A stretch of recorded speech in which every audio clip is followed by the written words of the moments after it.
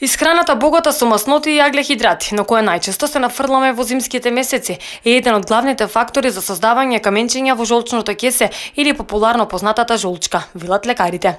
Во тие месеци традиционално се јаде помасна и појака храна. Болки во горниот десен ребрен лак е најчестиот симптом за појава на камења во жолчката, велат лекарите.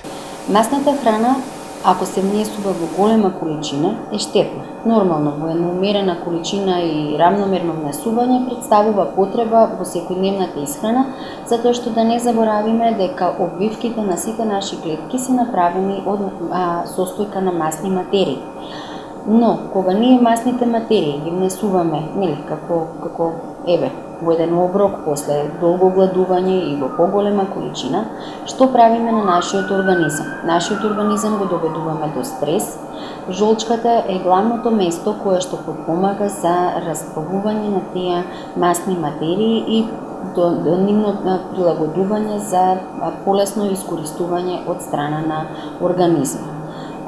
Кога се внесува ексцес на масна храна, во тој случај се прави и стрес на самата жолчка. Се создава, се стимулира по ексцесивно лачење на жолчни бои и жолчни материи, кои што во суштина може да дојде и до нивно сконцентрирање и до формирање на конгломерати и до формирање на камења во жолчното кесе, кои што се нарекуваат холестерински камења, кои што со текот на времето многу брзо растат и предизвикуваат болки во предел под десниот ребрен лак.